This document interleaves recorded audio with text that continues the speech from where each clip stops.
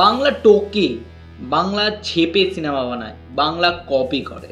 এই বিষয়গুলো নিয়ে আমি কিছুক্ষণ পরে কথা বলছি। তবু বলে রাখি, বাংলাদেশের সিনেমা বরবাদ একটা অ্যাপ্রিসিয়েট করার মতো কাজ। তারা এত লার্জ স্কেল, এত বড় গ্র্যান্ডার, এত ওয়াইডভাবে কাজ করার সাহস দেখিয়েছে। এখনও পর্যন্ত বাংলাদেশের সিনেমাকে ট্রোল করা হয় যে তাদের আগের যে কী সিনেমাগুলো, তুমি বিভিন্ন মিমস দেখবে যেগুলো কিন্তু বাংলাদেশি সিনেমা থেকে নেওয়া, এবং প্রচণ্ড প্রচণ্ড রকমের বাজে কাজ হতো একসময়।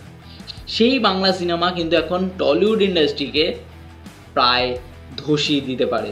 এরকম ধরনের গ্র্যান্ডার তুমি দেখেছো বাংলা সিনেমায়? রিসেন্ট সিনেমা দেবের খাদানে কিন্তু অনেক বড় গ্র্যান্ডার, অত ওয়াইডভাবে কাজ করা সত্ত্বেও এই লুক অ্যান্ড ফিল কিন্তু তারাও দিতে পারেনি।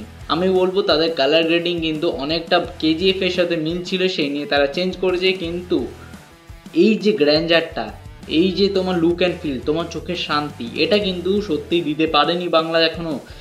এটা কিন্তু সাকিব খান বা বাংলাদেশি সিনেমা পুরো প্রোডাকশনকে অ্যাপ্রিসিয়েট করা যায় যে হ্যাঁ, তারা একটা চেষ্টা করেছে, ভালো কাজের চেষ্টা করেছে।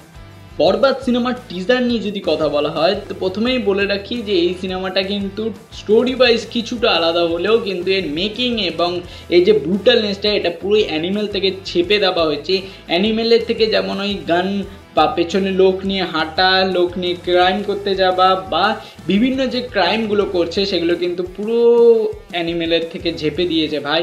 কিন্তু দেখতে সত্যি ভালো লাগছে। বাংলায় এত বড় কাজ, এটা কিন্তু সত্যি দেখার মতো কাজ যে হ্যাঁ, বাংলায় হচ্ছে এত বড় ভালো কাজ, এত গ্র্যান্ডার নিয়েছে, এত লোক নিয়েছে, এত ওয়াইডভাবে কাজ করছে, এত ভালো ব্যাকগ্রাউন্ড মিউজিকের কাজ ভালো, মানে সত্যি ভালো। এবার ডায়লগটা টিজারে খুব বেশি দেয়নি, তো বোঝা যাচ্ছে না যে ডায়লগটা কতটা ভালো হতে পারে।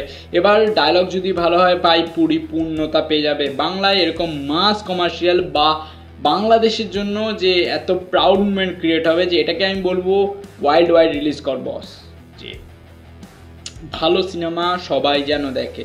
কিছু পজিটিভ আছে, কিছু নেগেটিভও রয়েছে। প্রথমে তো পজিটিভ বলি, যেমন বলছি এর কিন্তু মেকিং খুব ভালো, এবং এখানে কিন্তু এটা তার মানে বলিউড লেভেলের কাজ করতে পারে কপি হওয়া সত্ত্বেও, সেটা কিন্তু সত্যি ভালো দেখিয়েছে। এর আগে আমরা তুফান দেখেছি, যেটা কিন্তু কিছু কিছু ক্ষেত্রে কেজিএফ এর মতো ওর লুক দেওয়া, সাকিব খানের লুক দেওয়া হয়েছিল, এবং সাকিব খানকে ওইভাবে অ্যাটিটিউড নেওয়া হয়েছে, পুরো দেখে মনে হচ্ছে ইয়াসের মতো, সেটাও ঝেপেছে। এবং এই সিনেমাটার কিন্তু যে সিনগুলো দেখবে মুখে রক্ত মাখা যে সিনটা, ওটা কিন্তু অ্যানিমেলের পুরো আজিজ থেকে ঝেপে না বাজে, তবুও দেখতে কিন্তু সত্যি সাকিব খানকে ভালো লাগছে। This is positive. এবং নেগেটিভের ক্ষেত্রেও কিন্তু সেমই, এটা কিন্তু ঝেপে দেওয়া কাজ, ঝাপা কাজ। মানুষ অলরেডি অ্যানিমেল দেখেছে, অনেক বড় হিট হয়েছে অ্যানিমেল, তো মানুষ কিছু ক্ষেত্রে এটাকে ক্রিটিসাইজ করবেই যে এটা কপি।